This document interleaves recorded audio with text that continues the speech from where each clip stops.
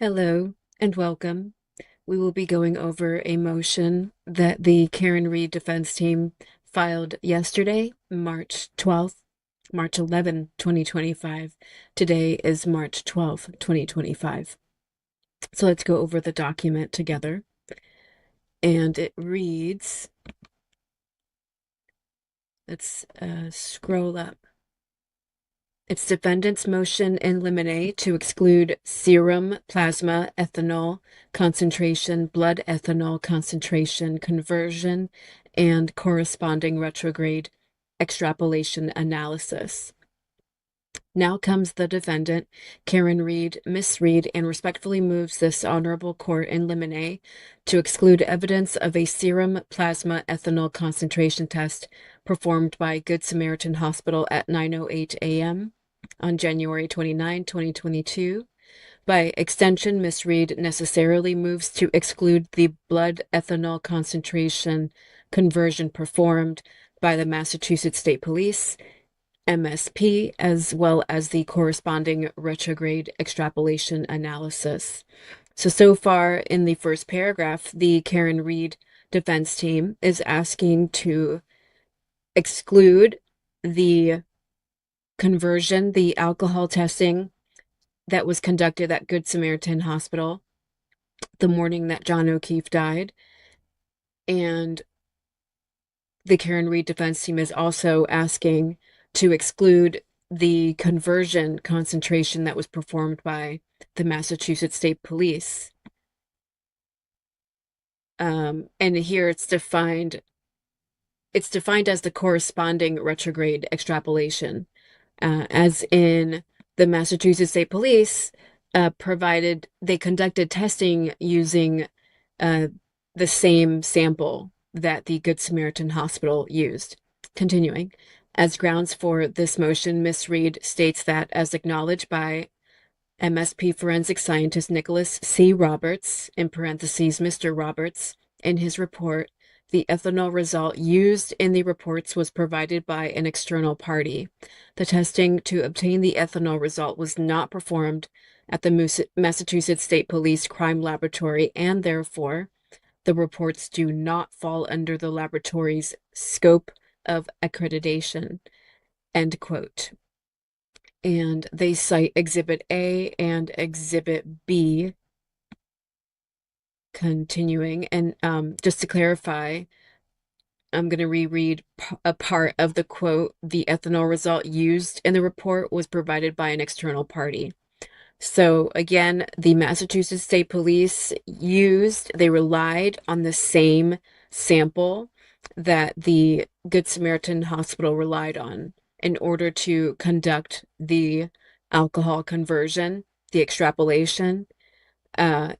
And according to the Massachusetts State Police, their own forensic scientist, Nicholas C. Roberts, uh, because the Massachusetts State Police did this, they relied on a third party's sample. It therefore does not fall under the laboratory's scope of accreditation. So, guys, as in, it's no good. Karen Reed's BAC level, the body alcohol content that they tested on January 29, 2022, it's unreliable. Continuing. Since the Commonwealth cannot establish that the blood test result administered by Good Samaritan Medical Center is reliable for the purposes of a criminal prosecution, the serum plasma ethanol concentration result and the corresponding blood ethanol conversion and retrograde extrapolation, which derive their results from the initial result, should be excluded as unreliable and not the product of reliable principle and methods. And they cite the Massachusetts Guides for Evidence, subsection 702. So right here, guys, in this sentence, it just repeats what I just said. uh, the ethanol concentration result and the corresponding blood ethanol conversion and retrograde extrapolation, which derive their results from the initial result. Right here, they're referring to the corresponding blood ethanol conversion. That's what the Massachusetts State Police conducted. They conducted a conversion. and retrograde extrapolation. And the results were from the initial result, meaning the results for the testing again came from was using the same sample that came from Good Samaritan Hospital, which is not according to the Massachusetts State Police protocol, even according to their own forensic scientists. That is outside of their protocol. If anything, the Massachusetts State Police would have conducted their own alcohol testing, but they did not. Continuing, factual background on January 29, 2022, around 7:26 a.m., Miss Reed was admitted to Good Samaritan Medical Center as a result of the acute grief reaction she experienced after learning that her then boyfriend, Officer John O'Keefe, had passed away. In addition to evaluating her, the hospital performed blood work and urine drug tests, which included tests for the presence of drugs and alcohol. Miss Reed tested negative for any drugs for which the hospital screened. The hospital, however, recorded an alcohol level in Miss Reed's blood of, quote, 93 milligrams per deciliter. Uh, and yeah, guys, like 93 milligrams per deciliter is enough to put Karen Reed into a coma. 93 milligrams per deciliter is an extremely high alcohol measurement. And from the beginning, that's why a lot of supporters were questioning the validity of it. Like it was as if it was a number that the Good Samaritan Hospital made up, and you would, you know, anyone who is unfamiliar with this case would be like, why would a hospital ever make up an alcohol level? Why would a hospital do that? But you have to go back to January 29, 2022, 34 Fairview in Canton, Massachusetts, right? Who were the first responders there? Were they friends with the McCabe's and the Alberts? They were, right? Who were the Massachusetts State Police who responded? Were they friends with the McCabe's and the Alberts? They were. Who were the members of Canton PD who responded? Were they friends and family members of the McCabe's and the Alberts? They were. They were. Right? So, how far fetched is it? It's not that far fetched. It's not that far fetched that a hospital, somebody in that hospital, could have been spoken to, could have been coached, coerced into providing a false BAC level for Karen Reed. That's one point. Another point is that Karen Reed wasn't even at 34 Fairview when the Massachusetts State Police said she struck John O'Keefe with her SUV. Karen Reed was already at One Meadows during the time the Massachusetts State Police said she struck John O'Keefe. That's proven through the Wi-Fi data, through the Wi-Fi connection, her phone connecting to John O'Keefe's Wi-Fi at 12:36 a.m., right? So Karen Reed wasn't even at 34 Fairview. She was long gone, right? So if she had an 80 a 90, what was it? 93 milligrams per deciliter alcohol level, she she would not have been coherent. She would have hardly been able to drive down Fairview Road to make it onto One Meadows. Like she wouldn't have been coherent enough to control her SUV. But do you know who we know was drinking? Do you know who we know was captured on CCTV footage drinking? Do you know who was also captured on camera at the Canton PD a mere 1:35 a.m., a mere like half hour after the fact? 45 half hour to 45 minutes after the official narrative. Brian Higgins. Brian Higgins was at the Waterfall Bar and Grill. It's on CCTV footage. He is drinking. He is hanging out with the McCabe's and the Alberts. Brian Albert specifically. And you can tell that Brian Higgins is intoxicated. But then he goes to 34 Fairview. He drives himself. He goes to 34 Fairview. And then after John O'Keefe is murdered, Brian Higgins goes to Canton PD and he is captured on Canton PD camera. There's no way that Brian Higgins would have sobered up from the time he left the Waterfall Bar and Grill, the time he went to 34 Fairview, and the time he went to Canton PD. That's all within an hour, guys. Give or take 10 or 15 minutes. And was his alcohol level tested? It was not. Brian Higgins's alcohol level was not tested. Karen Reed wasn't even there when this happened, and her alcohol level was tested. But Brian Higgins, who is seen on video drinking, and then he goes to Canton PD shortly thereafter, and he is seen on video at Canton PD. It is provable that Brian Higgins was drinking and driving on January 29, 2022. But notice there is no BAC level reported for him. No alcohol testing was conducted for him. And I have said from the beginning, that's extremely, entirely prejudicial against Karen Reed for her to have been the only one to have received alcohol testing when there are other people who were there at 34 Fairview, who were actually there at the time the MSP alleges John O'Keefe was killed or struck. There were other people there who were actually drinking and driving. Just saying. Continuing with the motion.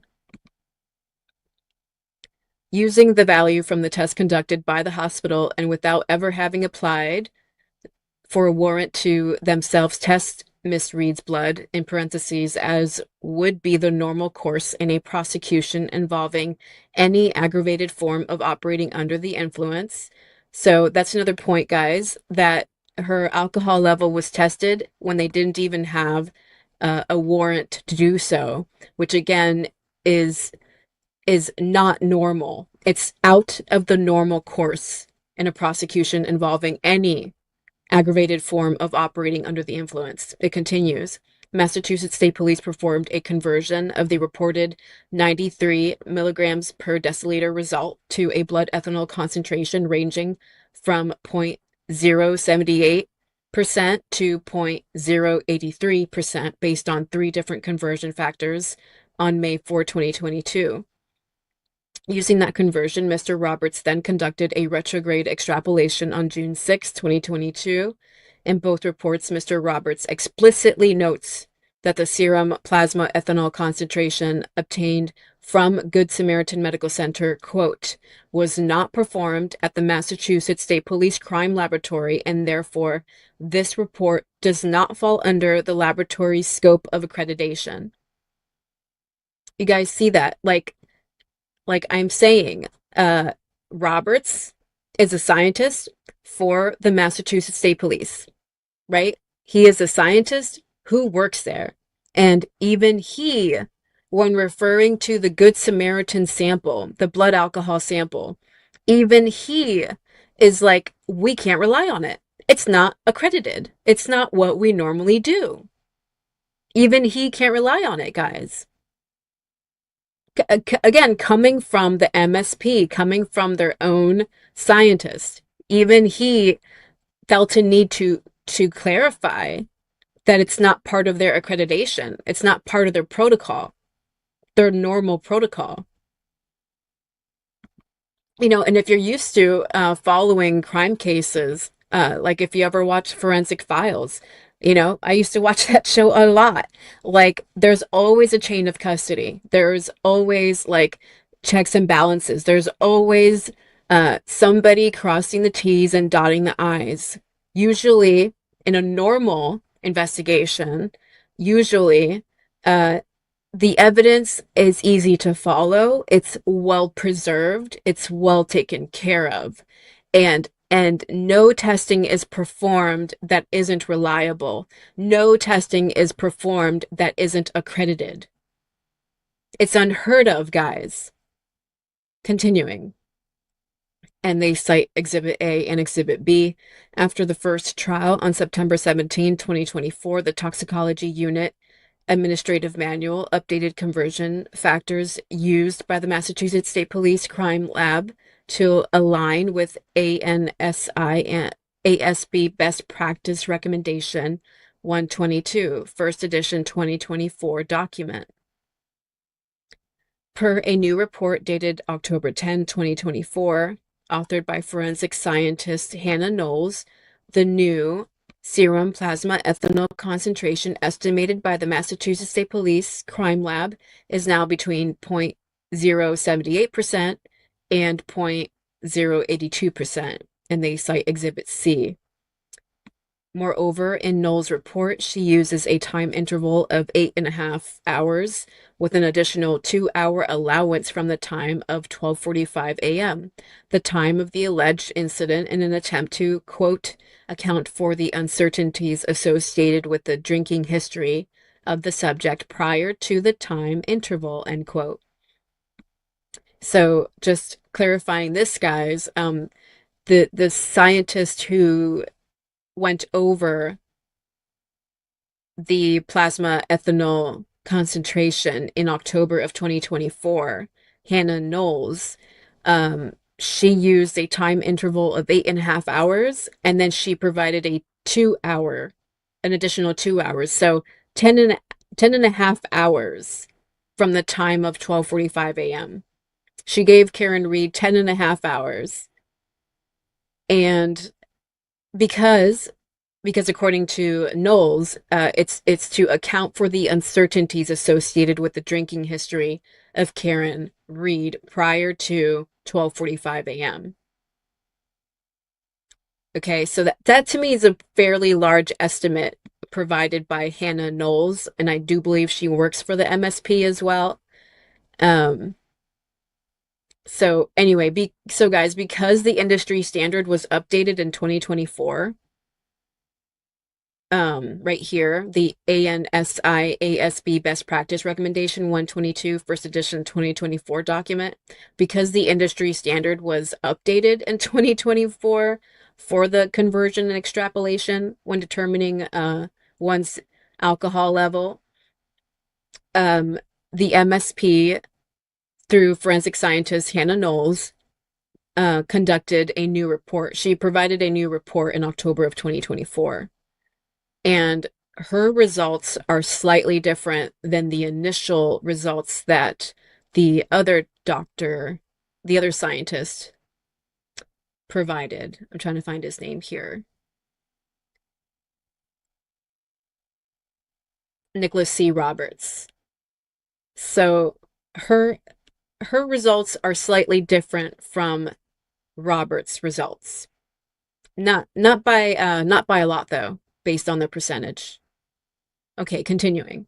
Her calculations determined that Miss Reed's BAC, and for those of you guys who don't know, it's the blood alcohol content in the blood.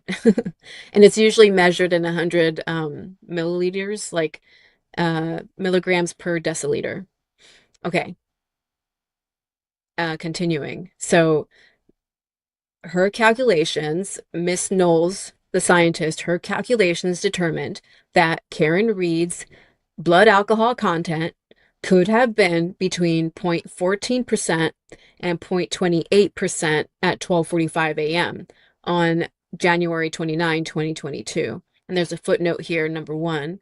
We will read it when we get to the bottom of the page. So this calculation assumes that the subject's blood alcohol content had peaked at or prior to the start of the time interval 12:45 a.m., indicating that the subject had consumed no ethanol a half to an hour and a half prior to 12:45 a.m. So you guys see? So coming from two scientists coming from the Massachusetts State Police, the first scientist says Yeah, this sample we obtained from Good Samaritan Hospital. It doesn't have the accreditation we usually use. So to me, he's saying it's not really reliable. I'm not putting my stamp on it. I'm letting you guys all know that this is not the normal accreditation we use at the MSP, right? That's Roberts. That's the first scientist from the MSP. The second time scientist from the MSP, Knowles, she's like, well, there's no way Karen Reed could have been drinking a half hour to an hour and a half prior to 12:45 a.m. Meaning Karen Reed was sober at the time that Massachusetts State Police Trooper Joe Paul said she struck John O'Keefe. And you guys get it? Like the jury members were stuck on count two. They were stuck on count two because count two included a lesser charges. And one of those charges was driving under the influence. And one of the pieces of evidence that the prosecution provided, one of the fake pieces of evidence that the prosecution provided, was the fake BAC level, the fake blood alcohol content. And the jury members were given that fake blood alcohol content to rely on when determining whether Karen Reed was guilty or not guilty of count two. And if you've been following this case long enough, you know that Karen Reed was deemed not guilty of all three counts. Not a single juror has refuted this yet to date. The jurors who have come forward, they have all had the consistent answer. She was not guilty of counts 1, 2, and 3. They were stuck on count 2 because of the damn BAC level, because of the damn driving under the influence charge. And all along, guys, all along, the alcohol level was determined by a test that was conducted by the Good Samaritan Hospital. And the MSP relied on that test, even though that's outside of their protocol. They're supposed to conduct their own alcohol testing, or they're supposed to utilize an accredited lab to conduct their alcohol testing. And so we know that Good Samaritan Hospital is not an accredited lab, according to the MSP, the Massachusetts State Police. And then on top of that, the more recent conversion conducted in October of 2024, according to scientist Knowles, the result of that test could only mean that Karen Reed was not drinking a half hour to an hour and a half before 12:45 a.m. So both of those guys, all of that, all of that means that the BAC level was a joke. It was a lie, and it should have been thrown out. It was, and as I've argued, guys, in previous videos, like count two was written like that on purpose. Count two was a safeguard for the prosecution. And with that BAC result that they manipulated, with that BAC result that they lied about, they knew they were going to get something out of count two because the jury members could not ignore the BAC level. It's scientific, right? The BAC level, you can't ignore science, right? It's an abuse of science when you're misrepresenting the results, you know? And that's what the prosecution has continued to do throughout this case. They have continued to, like, gaslight us about what science is, abuse the word science. Like, they don't even know what that means, you know? It's whatever they say it is. It's whatever results they want. That's what they consider science. It's just aggravating, guys, that Karen Reed's fate was hanging on a fake blood alcohol content test result, an unreliable test result that as recently as October 2024 further proved that Karen Reed was actually sober. So Why use it? Why use it, prosecution? Like, how do they have a right to use it?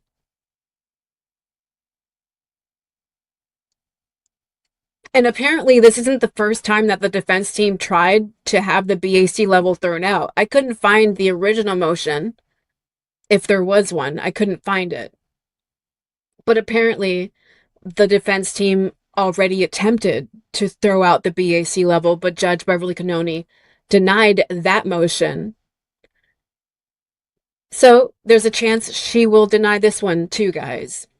I'm preparing you that there's a chance she will deny this. Because again, Michael Morrissey is clearly in her ear. Continuing, this is Roman numeral 1. It reads argument because both the initial serum plasma conversion report and the subsequent retrograde extrapolation analysis are based on a blood test about which the parties lack essential information, including testing procedures and type of testing. The blood test results should be excluded. Guys, more reasons why it should be excluded. They can't even tell us the testing procedure or the type of testing. And they're going to go into it right here. Retrograde extrapolation is, quote, a mathematical calculation used to estimate a person's blood alcohol level at a particular point in time by working backward from the time the blood alcohol test was taken, taking into consideration rates of both absorption and excretion, end quote. Commonwealth versus Senior. The Supreme Judicial Court has held that, generally speaking, retrograde extrapolation analysis meets the Daubert-Lanigan standard for admissibility. So you guys see,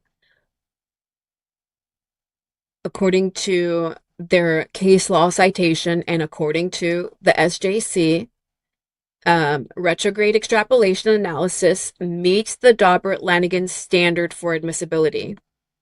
Continuing, breathalyzer test results are generally admissible, in parentheses, without the need for retrograde extrapolation, without the need for expert testimony when taken within, quote, a reasonable time, sorry, within a reasonable time, end quote, defined by the Supreme Judicial Court as 3 hours. Okay, guys, 3 hours. So, are you guys like keeping track of all the reasons why the BAC level should be thrown out? Are you guys taking notes? You know, because there are multiple reasons I just went over as to why the BAC level should be thrown out. But guys, there's yet another reason why it should be thrown out. Because Karen Reed's blood alcohol level was tested at 7:26 a.m. on January 29, 2022. And according to the Supreme Judicial Court of Massachusetts, the blood alcohol testing is supposed to be conducted within 3 hours. Within 3 hours. According to the MSP, the event occurred at 12:45 a.m., right? Karen Reed's blood alcohol test wasn't done until 7:26 a.m. How many hours is that? 12:45 a.m., 7:26 a.m. Way outside of the 3 hour window, right? Another reason why they need to throw out that alcohol level. I said it before, guys. Like, Michael Morrissey thinks we are all idiots. I'm going to keep saying it. That dude, the district attorney of Norfolk County, he thinks we are all idiots. Continuing. After operation of a vehicle, Commonwealth versus Kotori. Kotori lays out a narrow exception in which expert testimony is required. I'm going to read this footnote before we go to the next page. Number 1. So I believe number 1 was up here somewhere. Yes. So Miss Reed's BAC could have been between 0.14% and 0.28% at 12:45 a.m. on January 29, 2022. And according to this footnote, number 1, this range differs from the range testified to by the forensic scientist used by the Commonwealth at the first trial, Nicholas Roberts, who indicated that the range would have been between 13% and 29%. So, like I stated earlier, guys, it's slightly off. Like, uh, scientist Roberts, his results were 13% and 29%. And scientist Knowles, her results were 14% and 28%. So a slight variation. Okay, continuing. I'll reread this last sentence. Kotori lays out a narrow exception in which expert testimony is required, where the Commonwealth is proceeding under an, quote, impaired ability, end quote, theory, as opposed to a per se theory, and a test is administered outside of the 3-hour window, necessitating retrograde extrapolation. Expert testimony is required. So, in order for them to have talked about Karen Reed's BAC level at all, because it was conducted outside, the test was conducted outside of the 3-hour window, the Commonwealth was required to provide expert testimony pertaining to that BAC level. But how can they do that? They would have had to get the person who conducted the test at the Good Samaritan Hospital. Like, they would have to get the original people who were handling that sample all the way to the MSP who were handling the same sample. Remember, guys, the Massachusetts State Police did not obtain their own sample of Karen Reed's blood alcohol content. They relied on the same sample that was obtained by the Good Samaritan Hospital. Continuing. Just last year, the Supreme Judicial Court addressed the issue of a defendant's consent to a blood test in a prosecution for simple and aggravated forms of OUI in companion cases Commonwealth versus Cappellucci and Commonwealth versus Zucchino.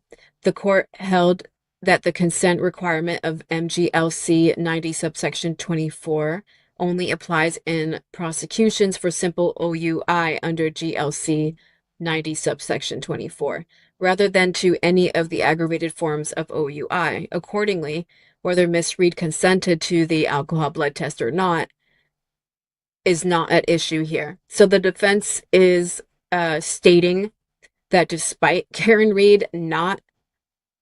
MSP not having a search warrant to obtain Karen Reed's BAC level, the defense team does not dispute that Karen Reed consented to it.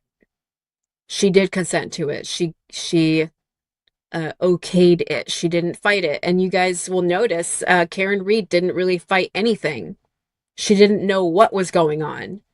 And she was willing to take responsibility, even though she didn't know what happened.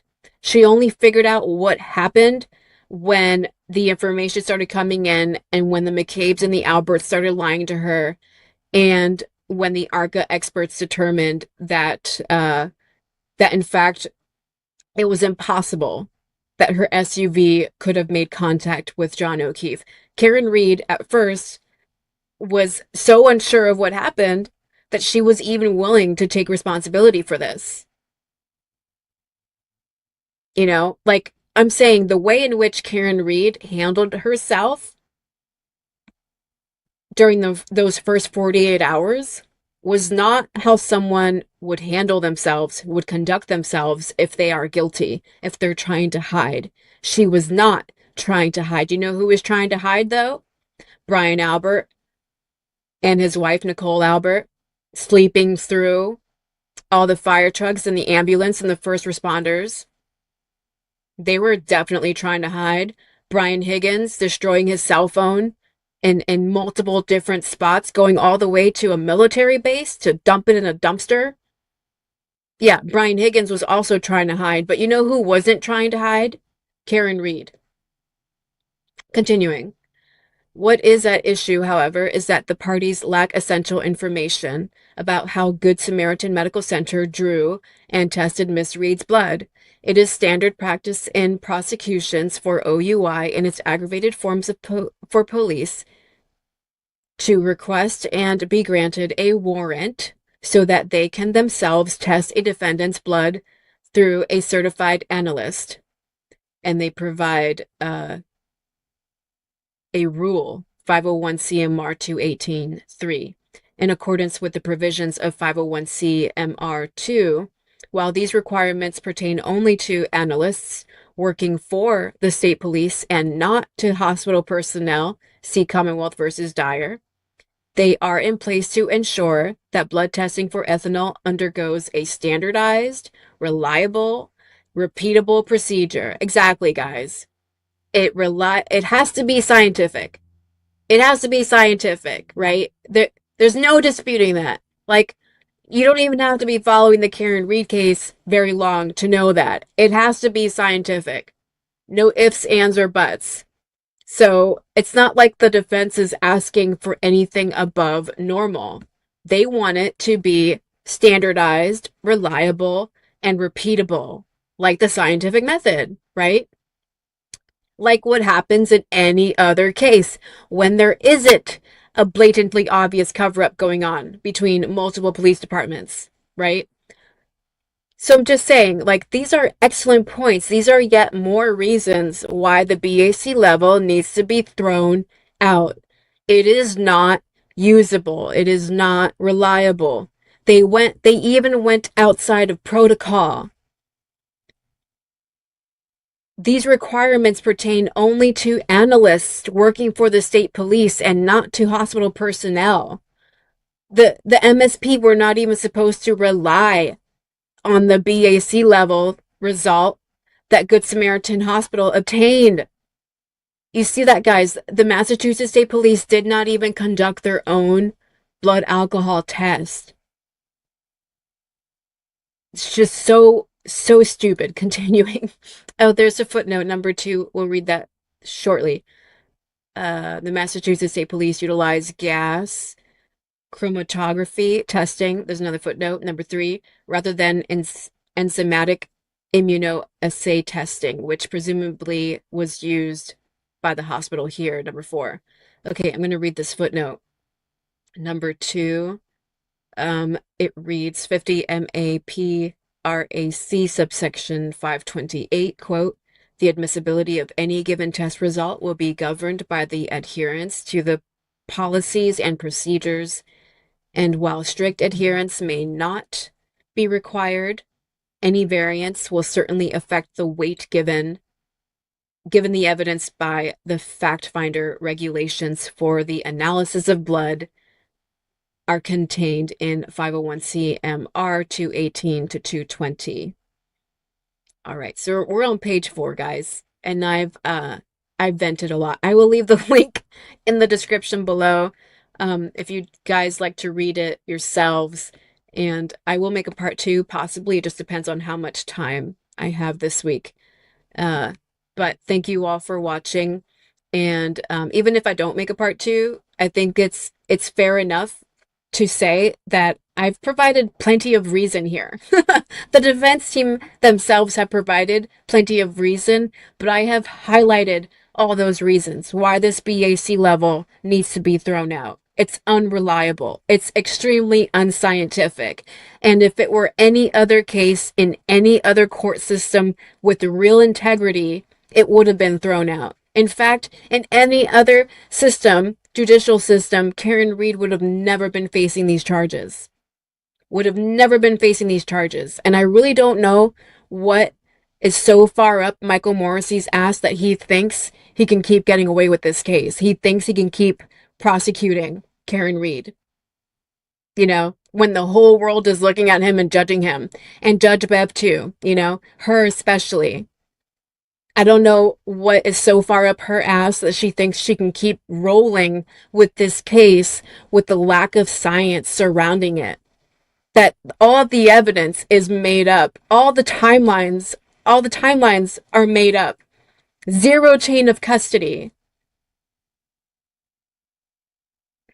You know, people changing their stories, witnesses changing their stories, the witnesses who are also friends, the witnesses who don't care about right and wrong, they don't care about doing the right thing. You know, they sleep well at night knowing that they've got Karen Reed facing all these charges for bullshit that they committed, for bullshit that they were too cowardice to own up to. You know, like How does one sleep at night knowing that because you fucked up and because you were too much of a pussy to own your fuck up, you're going to let an innocent woman carry the weight of your fuck up while you go on with your life as if nothing happened? Again, I don't know how these people think this isn't all going to come back to bite them in the ass, but it's going to be a rude awakening for every one of them. Thank you for watching.